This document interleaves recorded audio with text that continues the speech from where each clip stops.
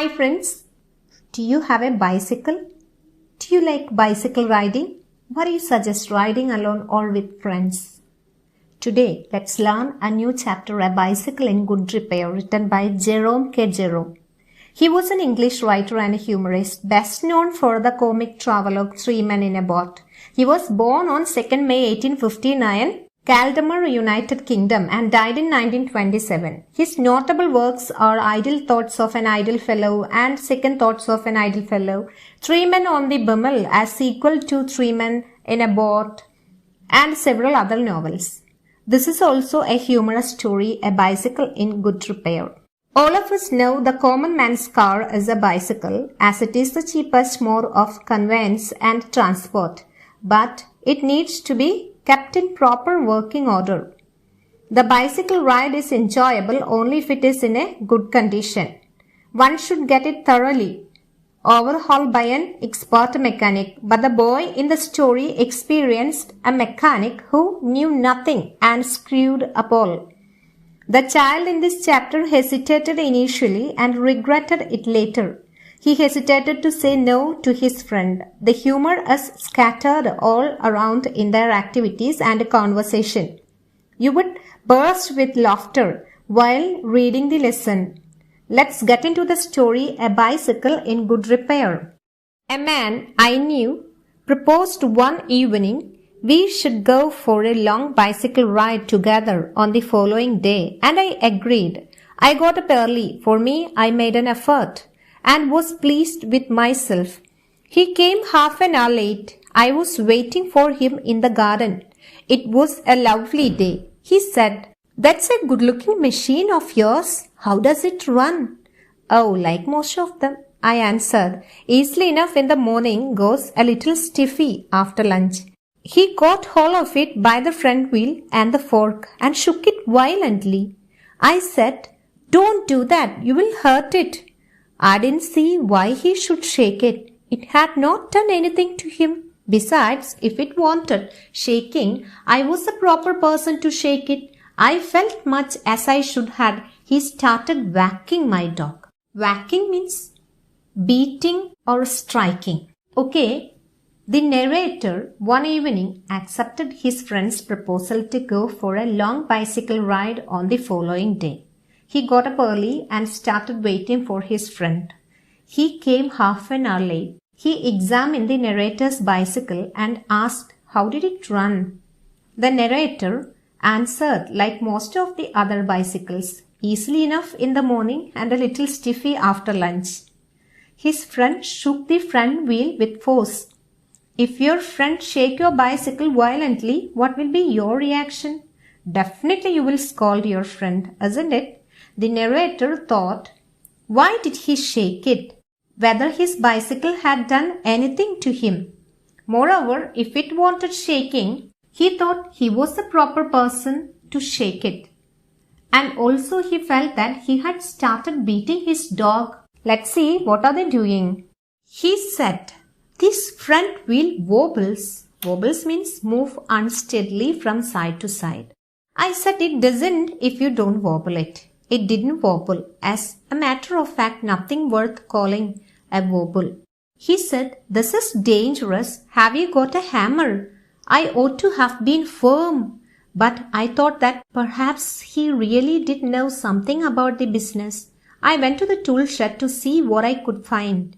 When I came back, he was sitting on the ground with the front wheel between his legs. He was playing with it, twiddling it round between his fingers. Twiddling, that means turning.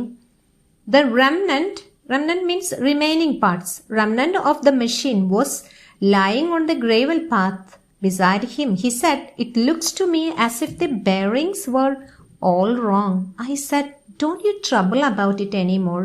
You will make yourself tired. Let us put it back and get off." It sounds funny. The friend declared that the front wheel wobbles. That means it was unsteady. The narrator had to be strong and said no, but he thought that whether his friend knew something about the bicycle repairing. The narrator went to the tool shed to find out the hammer when his friend asked for hammer. When he came back, his friend was sitting on the ground with the front wheel between his legs. He was playing with it, turning it round between his fingers. The remaining parts of the machine was lying on the ground beside him. He found fault with the bearings. What are the bearings? See the picture. The narrator might be angry, but he didn't show to him and want him not to trouble it, and that would make himself tired. The narrator wanted to put it back and get off. See the next paragraphs. He said, "We may as well see what is the matter with it. Now it is out." He talked as though it had dropped out by accident. Before I could stop him, he had unscrewed something somewhere, and out rolled all over the path some dozen or so little balls. "Catch them!" he shouted. "Catch them! We mustn't lose any of them." He was quite excited about them. We grovelled, that means crawled on the ground, for half an hour and found 16. He said he hoped we had got them all, because if not, it would make a serious difference to the machine. I put them for safety in my hat. It was not a sensible thing to do, I admit. See, his friend set about repairing the machine. He unscrewed it, and the little iron balls rolled away. He shouted at the narrator for catching them. He seemed exciting. Both of them crawled on the ground and collected 16 of them.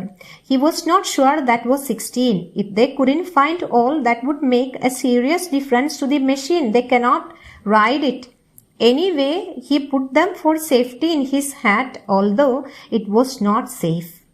Okay, let's get into the second part of the story. He then said that while he was about it, he would see to the chain for me, and at once began taking off the gear case. I did try to dissuade him. Dissuade means persuade not to take a particular action. From that, I told him what an experienced friend of mine once said to me solemnly. Solemnly means in a dignified manner. If anything goes wrong with your gear case, sell the machine and buy a new one. It comes cheaper. He said people talk like that who understand nothing about machines. Nothing is easier than taking off a gear case.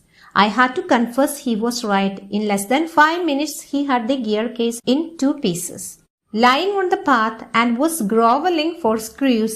He said it was always a mystery to him the way screws disappeared. See, the friend handled the chain. He started to take off the gear case. The narrator tried to dissuade him by telling him he had heard by one of his experienced friends, if anything goes wrong with the gear case of a bicycle, then it is cheaper to sell the bicycle than set about repairing the damaged gear case. The friend doesn't take it seriously and continues to take off the gear case. He said those who talk like that didn't understand anything about a machine.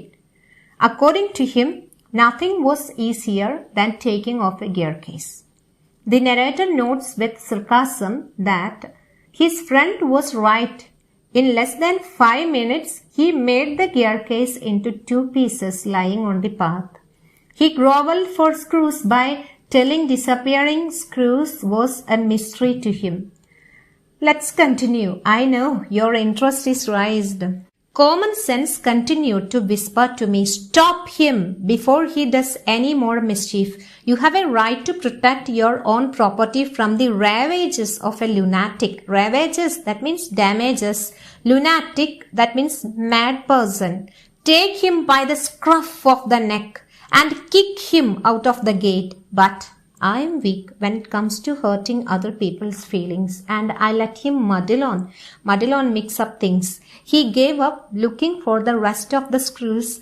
He said screws had a knack of turning up when you least expected them, and that now he would see to the chain. He tightened it till it wouldn't move. Next he loosened it until it was twice as loose as it was before. Then he said we had better think about getting the front wheel back into its place again. The narrator was too weak to check the front from doing further mischief. His sense asked him to stop his friend before doing more mischief, because he had a right to protect his own property from a mad person.